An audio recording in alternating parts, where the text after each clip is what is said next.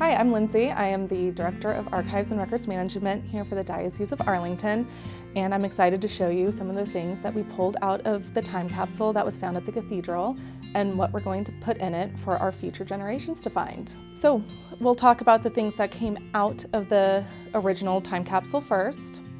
First up, we have our silver certificate and coins, all dating from around 1958 to 1961 to represent when St. Thomas More was a parish and the parish was first built.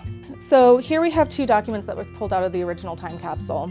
Here we have the names and the contractors of who built the original cathedral.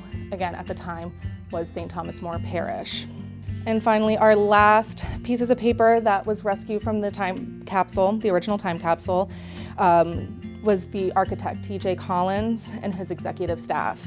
In this sleeve, we have what was left of the envelope where everything came out of. All right, the last two things that came from the original time capsule were newspapers. Here we have the City Life newspaper announcing that the Arlington Church is ready for dedication. And you can see here the famous cathedral dove.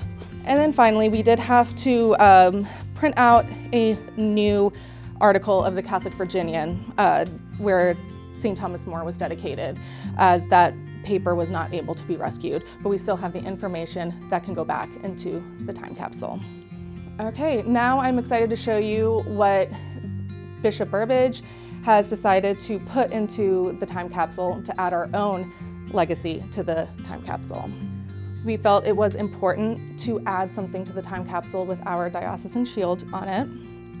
So here we'll be placing a pin. So we felt it was important to celebrate our Jubilee. So we added the prayer cards to represent our 3 years of celebration: remember, rejoice, and renew. And now we are going to be adding a rosary that was blessed by Pope Benedict while he was here visiting the Basilica. And then of course we had to add something that is celebrating our Jubilee, our 50th anniversary. So we are including the invitation to our Jubilee Mass that will take place on September 5th. We felt it was important to add a piece from the Herald in here as well. And we selected the article that Billy Atwell did announcing the renovations of the cathedral. And then finally, we are adding Bishop's strategic plan, because hopefully when this time capsule is open, we'll see the end result of Bishop's strategic plan. But it is important for the future to see what was put in place to get our diocese to where it is when this time capsule is open. So his strategic plan will go in as well. And finally, the last thing that is going to go into the time capsule that we don't have yet is a letter from Bishop Burbidge writing to our future generations.